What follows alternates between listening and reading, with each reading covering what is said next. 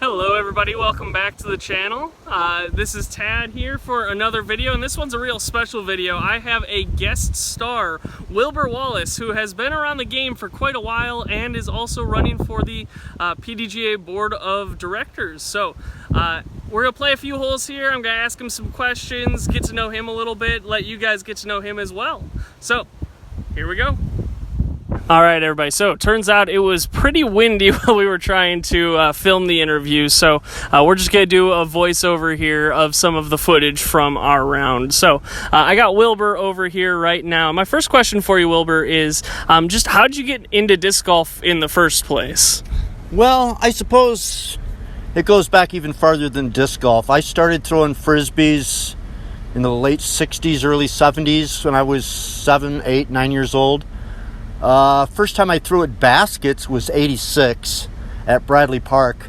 A friend of mine, I grew up right across the street from Bradley Park. I'd gotten married, moved away, was still in town. I loved walking through the park. I was getting ready to go for a hike through the park, and a friend happened to call up and said, "Hey, we'll bring a couple of Frisbees, I'll meet you there, we'll play golf." And I'm like, what the heck are you talking about? So I did. And I fell in love with the game probably about my third hole. That's awesome. So since then, you've really gotten involved in disc golf, just from my own opinion. And you've especially gotten a lot involved in running events, and you've done a lot of events. So what are some of the biggest events you've been a part of, some of your favorite ones that you've helped run? I've been the TD of well over 100 events, both sanctioned and non-sanctioned. I was the assistant TD for the United States Women's Disc Golf Championship for 8 years. My dad was the TD. I've been to 14 of the United States Women's Disc Golf Championships. And I've also been on staff for 17 World Championships. I've been to 3 USDGCs and a couple other majors. So yeah, I'm into it pretty good. Yeah, I think we can say that's a lot, definitely. All right, yeah. So in addition to running events, you've also become a course designer as well, and you've designed quite a few courses as well. So what's your thought process in trying to design courses? What are some of the courses you've designed that you think are fun? The first thing when somebody approaches me, "Hey, do you want to design the course?" I look at the land, and I go by what the land offers. Disc golf doesn't have the money that ball golf does. We can't go in and just flatten the land, build lakes where we want, plant trees where we want. So it's got to be what the land offers. I look at it as kind of a canvas, and I'm the artist. I've been a designer, co-designer, consultant on, I believe it's 29 courses now. I'm currently working on one over in Danville, Illinois. Currently, right now, it's just going to be a 9-hole course, but that could expand in the future. Of courses that I've designed, I think Forsyth Park in Forsyth, Illinois is my favorite. It's got a good variety of holes. It's hole 13, I think, is just a wonderful hole. That it is. There's some good holes out there, but yeah, I think Forsyth would be my favorite. Cool, and I mean also the course that we're playing right now, Dodds Park, that was your design too, right?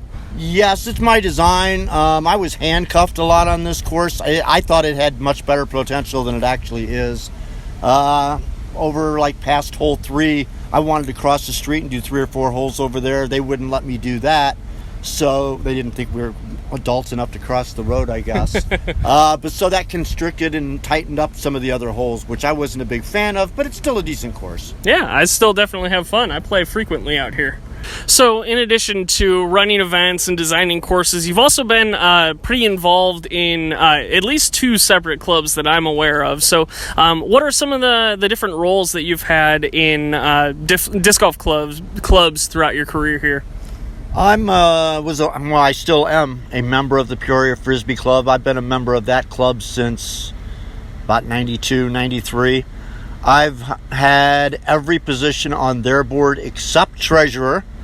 Nothing against treasurer, just that my dad was always the treasurer, so I didn't want to take that away from him. I was the president over there for over 10 years, through a lot of its great growth when we had over 200 members in that club.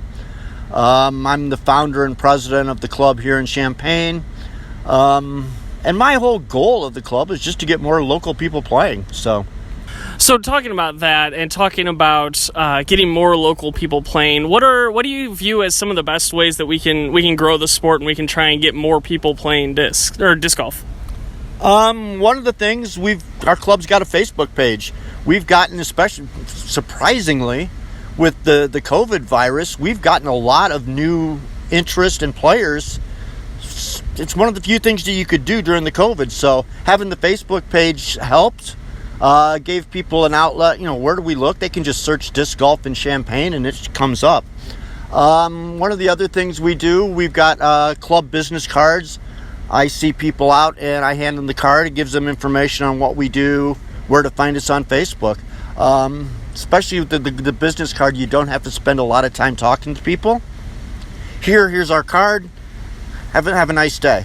If they want more information, they can find us then.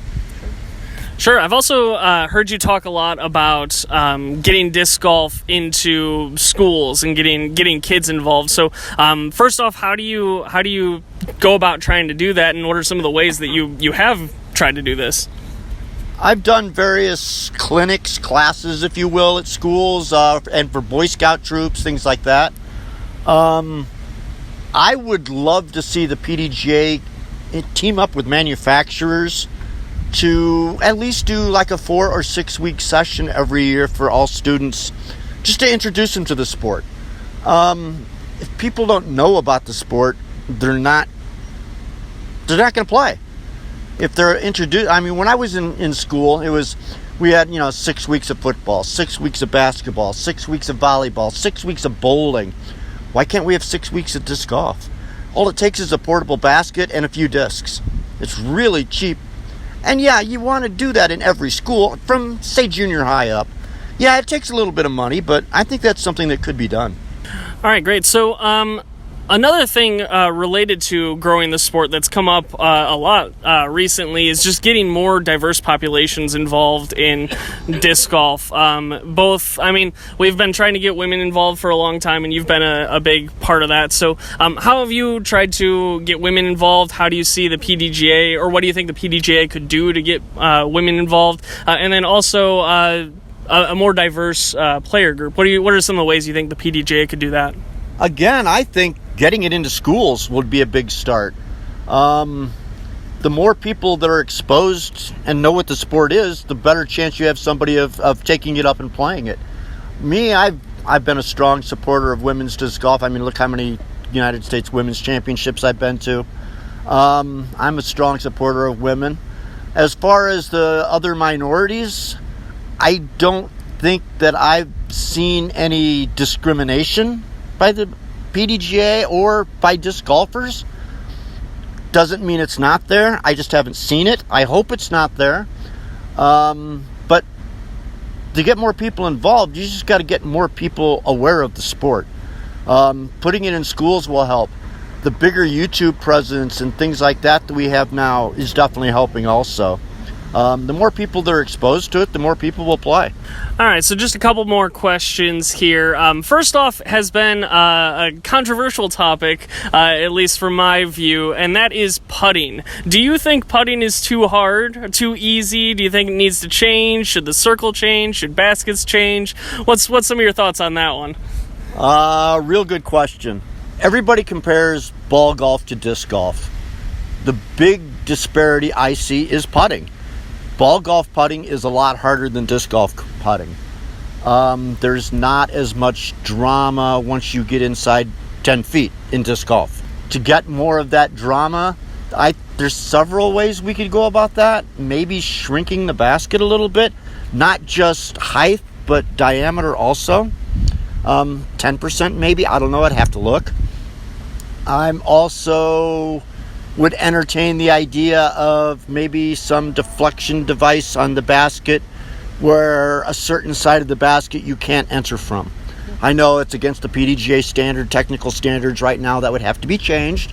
But that would also, if you did that, it would make people play different shots. Okay, I need to be to the right side of the basket for this hole, or I need to be long of the basket to make a putt coming back. We don't have that right now.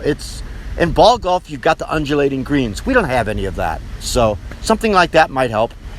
And also, maybe move that circle back a little bit. Yeah, definitely. Alrighty, so thank you for answering these questions. I got one more for you, and that is just in brief, why should people vote for you? What do you want to do on the PDGA board? And if you have anything else to add, you feel free. Say vote for me because I'm very passionate about the game. I've been involved. I've started playing in '86. I've been a PDGA member since '92. I'm into it. I don't think I will ever stop being into it. Some of my goals would be, we've already discussed it, getting disc golf into schools. I think it should be in every school. I don't know, there's so many things that could be done that's worth exploring. My biggest thing is just get it into schools. Sure, definitely. Well, thank you very much for coming out. I definitely appreciate the opportunity to talk with you. Definitely. So, thanks again. Thank you everybody for watching. Please like and subscribe, and visit my sponsor, Plastic Addicts, for all your disc golf needs. If you can, throw some discs.